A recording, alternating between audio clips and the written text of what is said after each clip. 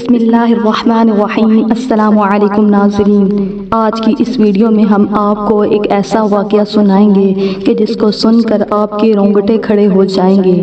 ناظرین، یہ واقعہ ہے ایک عجیب و غریب جنازے کے بارے میں۔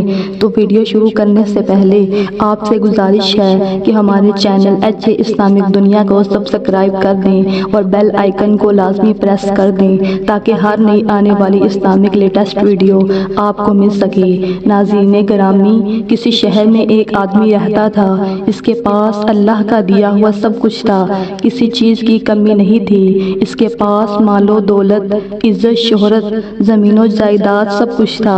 ان سب نعمتوں کے باوجود کہ اس میں غرور اور تکبر آتا، لیکن وہ تو نیک، ایماندار، سخی اور اللہ والے انسان تھے۔ وہ اپنی دولت کا زیادہ تر حصہ اللہ کی راہ میں خرچ کر دیتے تھے اور غریبوں اور یتیموں سے ان کو بڑی الفت تھی۔ وہ ان کو ہمیشہ یاد رکھتے تھے اور ان کا خیال رکھنے والے تھے۔ اس رئیس کا ایک ہی بیٹا تھا جو اس رئیس سے بالکل مختلف تھا۔ رئیس اپنے بیٹے کو ہر وقت سمجھاتا رہتا تھا، بیٹا دنیا کے مال و دولت پر غرور اور تکبر نہیں کرنا چاہیے۔ یہ مال و دولت تو اللہ تعالیٰ کی دین ہے، جب چاہے کسی کو بہت زیادہ دے دے اور جب چاہے اسے چھین کر کسی اور کو دے دے۔ اس لیے بیٹا، اس دولت میں غریبوں، یتیموں اور مسکینوں کا حصہ رکھنا چاہیے، کیونکہ ایک دن ایسا آئے گا کہ یہ ساری دولت اسی دنیا میں رہ جائے گی اور تیرے ساتھ صرف تیرا کفن ہی جائے گا، کیونکہ اس دنیا میں انسان خالی ہاتھ آتا ہے اور خالی ہاتھ ہی جائے گا۔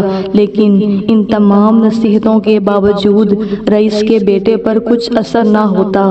وقت تیزی کے ساتھ گزرتا گیا اور ایک وقت ایسا آیا کہ رئیس بہت سخت بیمار ہو گیا اور کافی علاج کے باوجود کوئی فرق نہ پڑا۔ ایک دن رئیس نے اپنے منشی کو بلایا اور اس کو ایک خط دیا اور اس منشی سے کہا کہ یہ خط میرے بیٹے کو اس وقت دینا جب میرا جنازہ قبرستان میں رکھا جائے۔ مرنے سے پہلے اس نے اپنے بیٹے کو بلایا اور کہا کہ اے بیٹا، میری ایک خواہش ہے کہ جب میں مر جاؤں تو مجھے میرے پرانی جرابیں پہنا کر دفن کرنا۔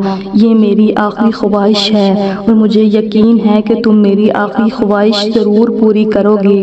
باپ نے بیٹے سے وعدہ لیا اور بیٹے نے بھی باپ کو یقین دلایا کہ وہ اس کی خواہش کو ضرور پوری کرے گا، چاہے کچھ بھی ہو جائے۔ اس کے بعد اس رئیس کا انتقال ہو گیا اور اس کو غسل دے کر کفن پہنایا گیا اور اس کے بعد بیٹے نے باپ کی خواہش کے مطابق باپ کو پرانی جرابیں پہنائی اور جب جنازہ قبرستان میں لایا گیا تو ناظرین کافی تعداد میں لوگ جنازے میں شریک ہونے آئے تھے۔ شہر کے بہترین اور مشہور مولوی نے اس رئیس کا جنازہ پڑھانے آئے، لیکن جب مولوی کو پتہ لگا کہ لاش کو جرابیں پہنائی ہوئی ہیں تو مولوی نے جنازہ پڑھانے سے انکار کر دیا اور رئیس کے بیٹے کو بلا کر اس سے بتایا کہ یہ شریعت کے خلاف ہے، کہ شریعت اس کی اجازت نہیں دیتی، اس لیے میت سے جرابیں اتارنی پڑیں گی۔ تو رئیس کے بیٹے نے مولوی کی بات ماننے سے انکار کر دیا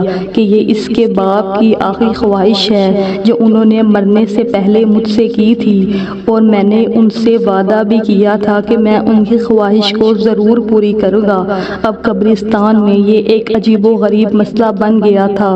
سبھی لوگ رئیس کے بیٹے کو سمجھا رہے تھے کہ یہ شریعت کے خلاف ہے، لیکن وہ کسی کی بات ماننے کو تیار نہیں تھا۔ انہوں نے شہر کے بڑے بڑے علماء کرام سے رابطہ کیا اور ان کو زیادہ پیسوں کا لالچ دیا کہ وہ میرے باپ رئیس کا جنازہ پڑھائیں، لیکن کوئی بھی عالم یہ بات ماننے کو تیار نہیں تھا کہ یہ شریعت کے خلاف ہے۔ مردے کے ساتھ سوائے کفن کے کچھ نہیں جا سکتا۔ قبرستان میں لوگوں اور علماء کرام کا ہجوم اکٹھا ہو گیا۔ اسی کشمکش میں رئیس کا منشی لوگوں کی صفوں کو چیرتا ہوا آگے آیا اور اس نے رئیس کے بیٹے کو بلا کر وہ خط دیا اور اس سے کہا کہ رئیس نے کہا تھا کہ یہ خط میرے بیٹوں کو اس وقت دینا جب میرا جنازہ قبرستان میں رکھا جائے۔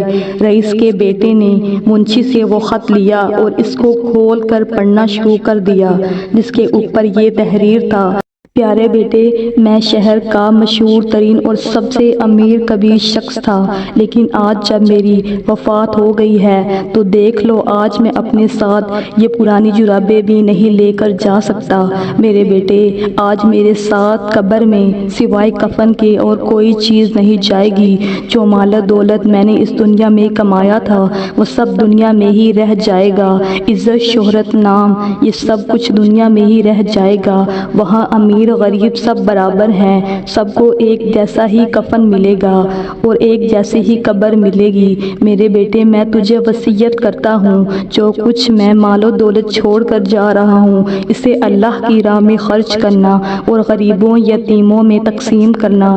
میرے بیٹے، دولت پر کبھی تکبر نہ کرنا، یہ مال و دولت سب کچھ دنیا میں ہی رہ جائے گا۔ اس نے جب خط کو پڑھنا شروع کیا تو رونا شروع کر دیا اور باپ کے پاؤں سے جرابیں اتار دی اور پھر جنازہ پڑھایا گیا اور اس رئیس کو دفن کر دیا گیا اور اس نے اپنے باپ کی تمام دولت کو غریبوں، یتیموں میں تقسیم کر دیا اور اپنے لیے صرف چھوٹا سا گھر رکھ لیا۔ تو ناظرین، کچھ واقعات اور کہانیاں گزر جاتی ہیں لیکن ہم انسانوں کے لیے کافی سبق چھوڑ جاتی ہیں۔ سچ ہے کہ انسان جب مرتا ہے تو وہ کفن کے سوائے اس دنیا سے کچھ نہیں لے کر جا سکتا۔ وہ آیا بھی خالی ہاتھ ہے اور جائے گا بھی خالی ہاتھ۔ اس کے ساتھ صرف اس کے اچھے اعمال جائیں گے اور وہ نیکیاں جو اس نے دنیا میں کی ہوں گی وہ ساتھ جائیں گی۔ اللہ تعالیٰ سے دعا ہے کہ اللہ تعالیٰ ہم سب کو نیک اعمال کرنے کی توفیق عطا فرمائے اور گناہوں سے بچنے کی توفیق دے۔